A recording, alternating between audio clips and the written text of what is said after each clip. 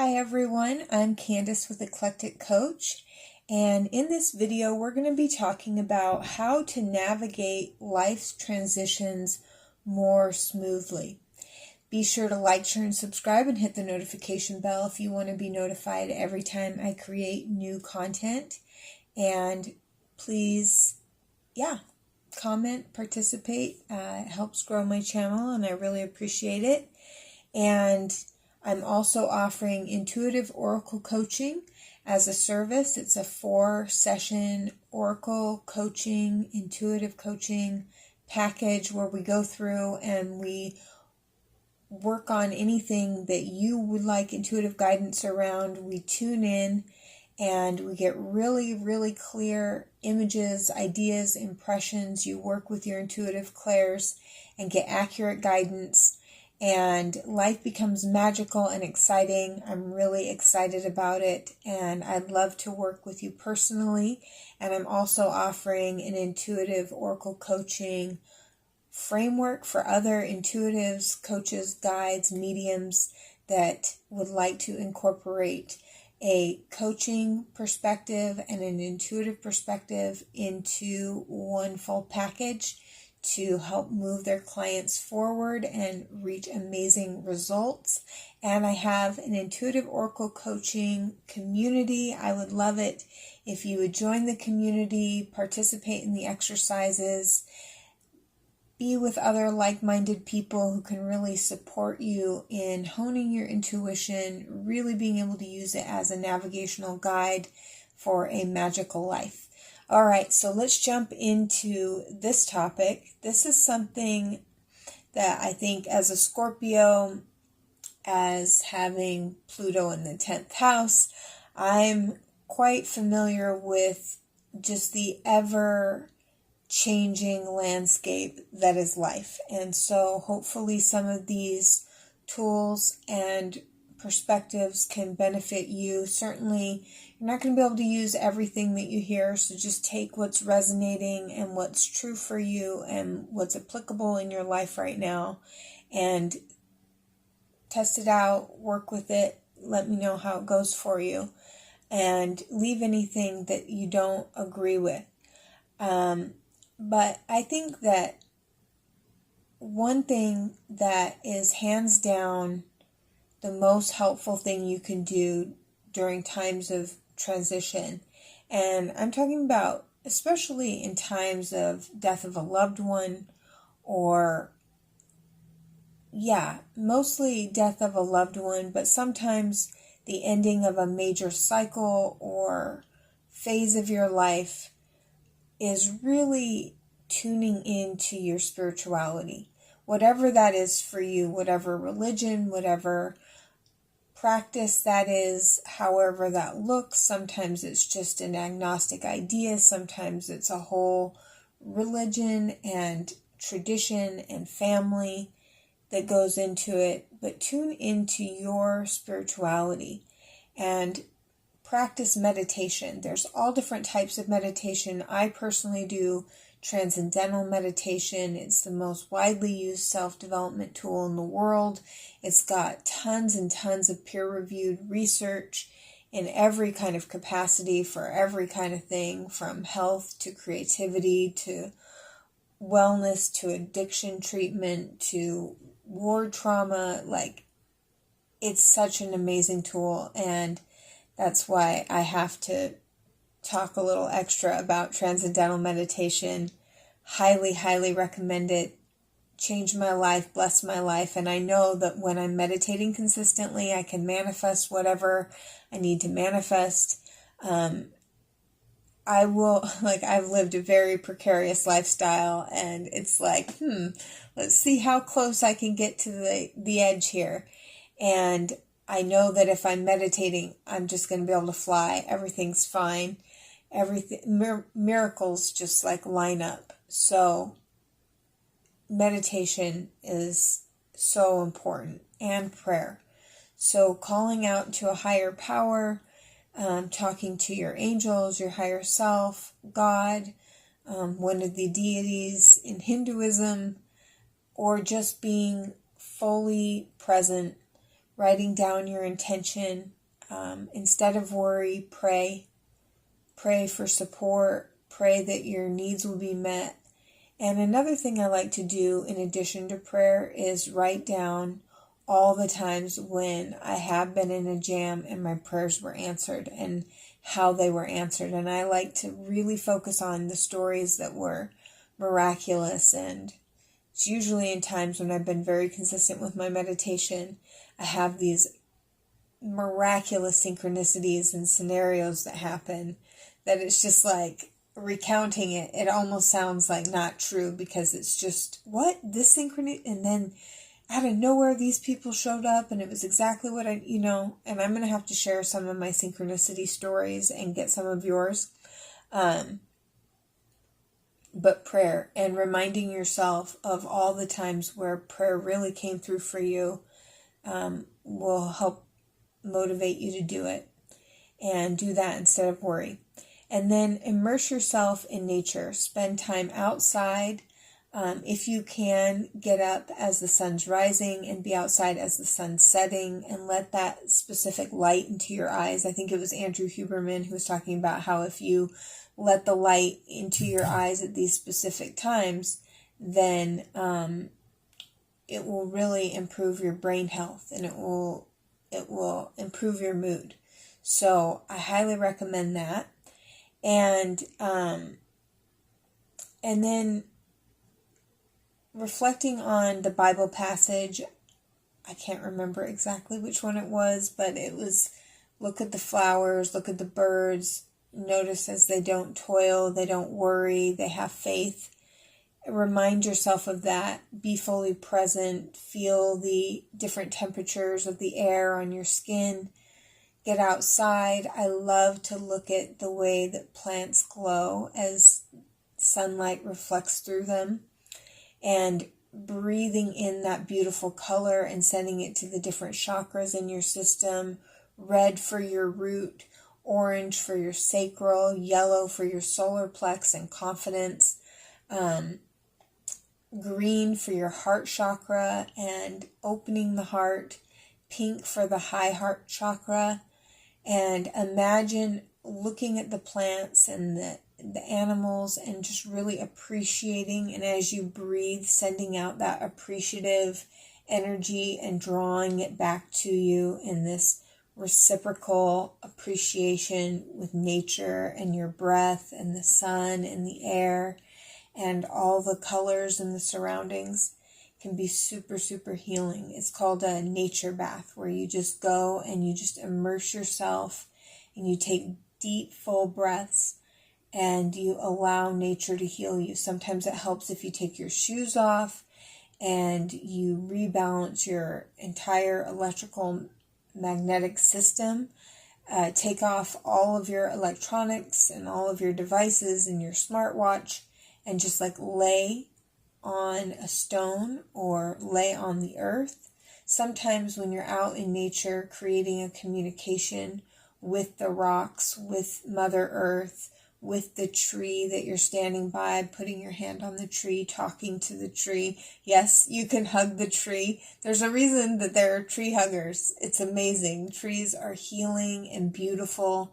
And if you're processing death in particular, you can go out, place your hand on a tree, face north, and create a dialogue with the tree about the concept of death, because it's something that the tree goes through every single year. And I'm going to be mentioning some of these ceremonial techniques that you can do to interact with nature, heal through and with nature in some of my upcoming videos, so stay tuned for that.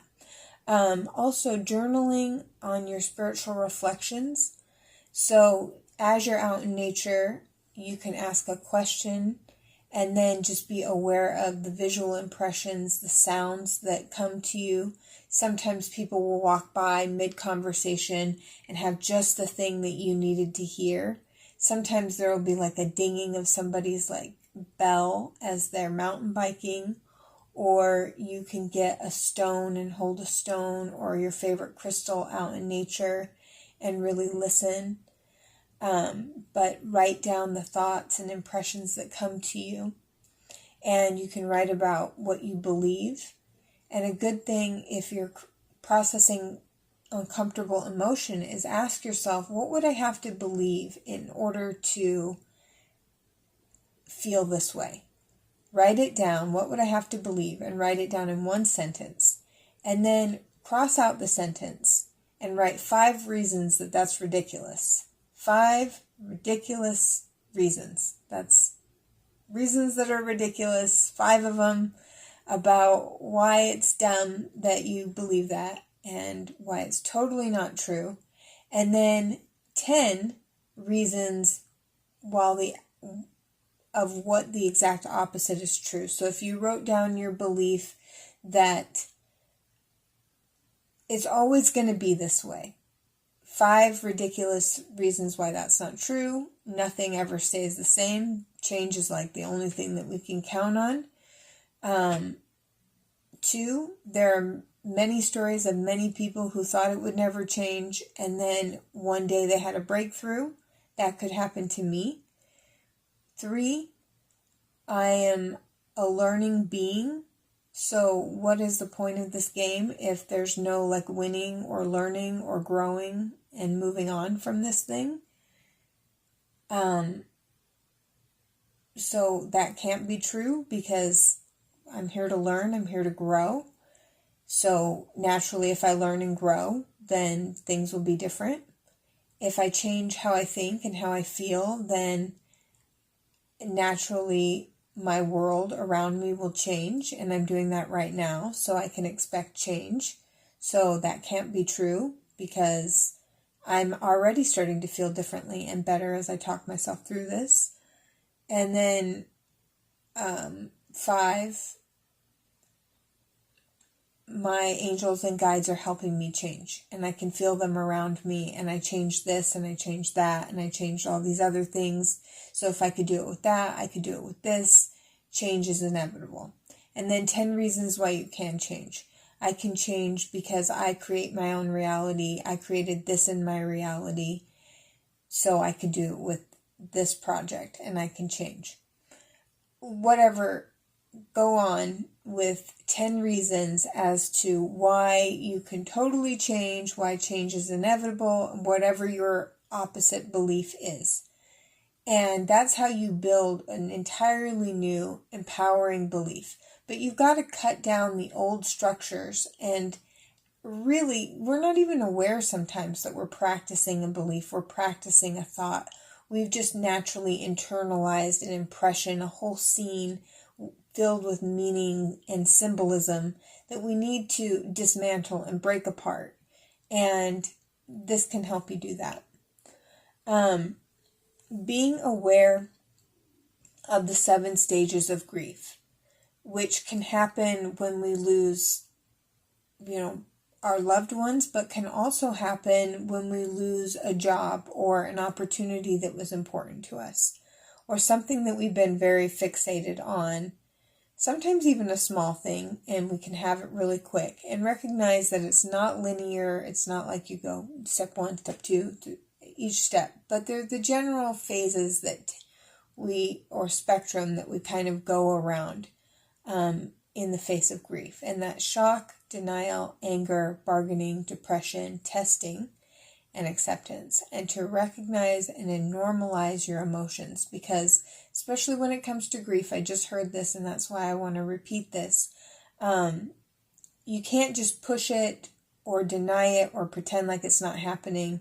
It's something that you need to process and allow to move through you. It's one of those human experiences that there's no denying, there's no shutting out, there's no shutting down. They're what make life meaningful. They're what punctuate life. And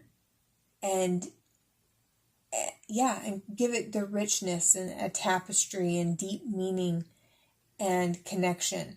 So you really just got to allow it to be so that it doesn't come out in unhealthy ways, and that it's I'm hearing a beautiful river that moves through you and shapes your life like the river shaped the stone of the earth. And so loving and being really present and nurturing to yourself as you're processing difficult emotions like grief is really important. To be really loving to yourself, very nurturing to yourself. Like, tune into your physical needs. Do you need to cool off? Do you need to warm up? Do you need a cozy blanket? Do you need a sweater? Do you need a refreshing glass of water? Do you need fresh air? Do you need to go on a walk? Do you need to move? Do you need to rest? Do you need to sit? Do you need to sleep? And to be really full and present with your body and really loving and holding and nurturing it as you would a small child, your inner child. And so holding your ideas, holding your plans, holding your movement, your rituals, what you're doing in this soft, sort of rhythmic, very present way that's comforting and soothing and aware of your body. And as I said before, understand that it's not linear. It's not always sequential. You may complete a stage, revisit it, come back, revisit it, kind of stay stuck between two stages, go from one end to the other. All that is okay. And just feel your feelings. I saw a sign on a grief support group that said that grief shared was grief diminished. And it's really important to share your journey, like with a therapist, if you don't have friends, because sometimes we're not in a place where we have a lot of people in our lives that we can talk to and think with. Investing in time with a therapist is an investment in your well-being, in your happiness. Investing in coaching. I think that the intuitive oracle coaching would be really helpful for tuning into the other side so that you can live your best life here on earth, knowing that you are never disconnected from your loved ones. They're always with you, and sometimes people say that they can be more in their life as a spirit than they were able to really be when they had their personality, ego, consciousness, and that they can help you with different projects, and they can participate with you in special moments and events. And if you are bringing your own children into the world, know that your departed loved ones aren't really departed. They're right there. They were involved on another level of being in your children's arrival, and they see you, and they're all about it, and they're here, and they're talking to your kids, and they're the ones that your kids are looking up off into space, talking to when they're babies. They are very much there. So I just felt very called to share that with you. But intuitive oracle coaching can really help you tune into the other side, into the spirit world, into guidance, and maintain and keep that established connection. It's one of the most beautiful parts of my work, and I love it. And next is to find ways to honor and commemorate the past while anticipating the future with hope. So having like a memory box, creating a collage of the family. One of the things I did for my dad's birthday is I found all these pictures of the house that he grew up in and all these memories from his sister, my aunt, and I created kind of like a collage video to commemorate what a special place this house was that my grandparents had kept in legacy and in memory for us. It was the single most consistent point of my life. I've been through lots of change and transition, lots of moves. But this place was such a comforting place. And throughout the years, many parts of it stayed the same. And when I was at my grandpa's funeral, I came in and I took pictures of every spot in the house. The closet, the special drawer, a lamp, just all these different little snapshots of different features of the house, the entryway, the living room, all that.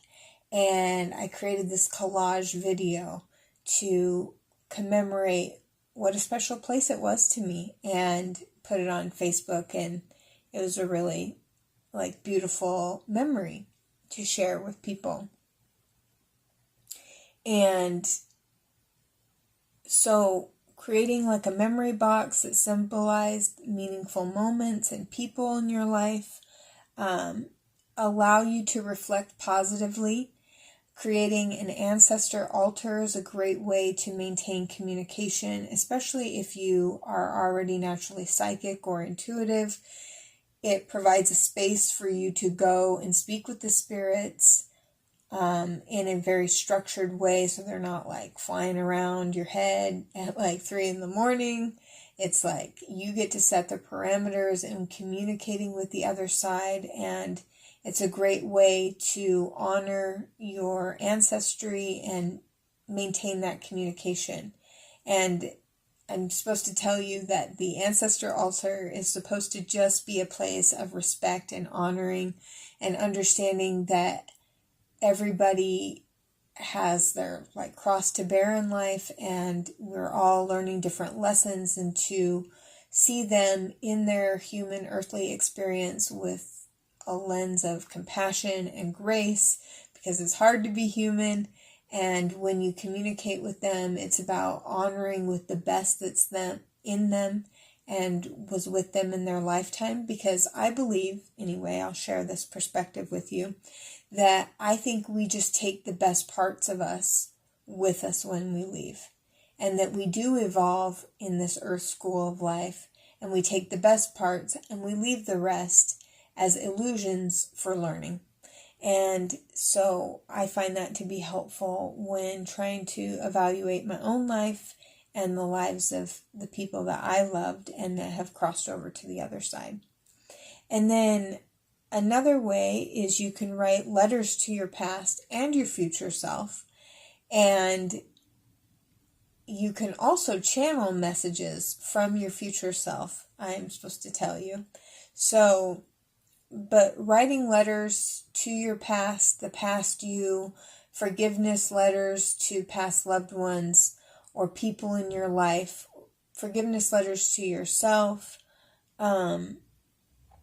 legacy letters to the family that you will leave on when you leave, is a great way to make peace with your life's journey, your past, and where you're going in the future. And then you can also host a farewell or homecoming ritual. So I'm sorry if there is noise in the background. My apologies. But organize a small event to honor the past. Have a collage video, snacks, favorite foods or drinks that commemorate the experience. And reflect upon the journey, what you learned, and where you aspire to go can really help mark an ending and create a whole new beginning.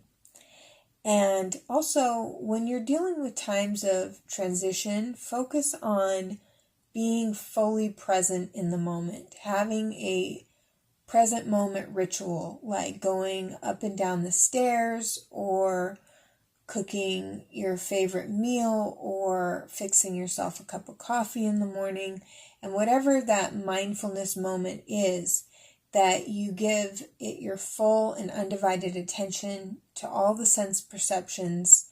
You let go of labels and mental descriptions and ongoing narratives, and you focus on your breath, and you be still and fully engaged in that present moment activity is a great way to navigate a lot of turbulent times. Remind yourself that the only moment you need to manage, the only thing you really need to do or can do is happening right here, right now. Take a big deep breath, put your shoulders back. Try to be fully in the moment. Engage your senses, focus on your feet or your hands. There's name 5 things that you can hear, 5 things that you can see, 5 things that you can taste, smell, touch. And that's a great way to recenter yourself and to bring it right back to center. Limit multitasking.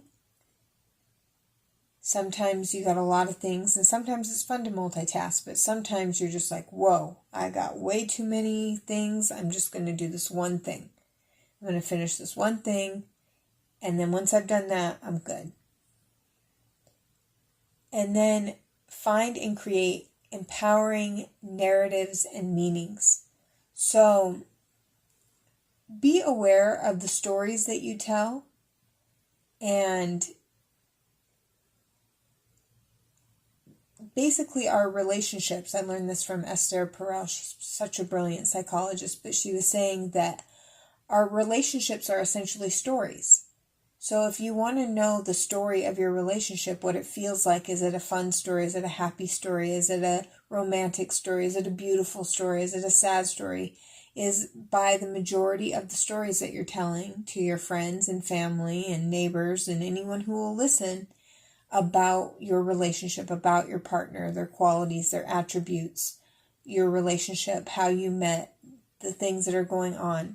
And if you gear your narrative to being more positive and uplifting and enchanted and beautiful, then your relationship will become more beautiful, and you will feel better overall about your relationship. You'll feel better about yourself. You'll feel better about your partner.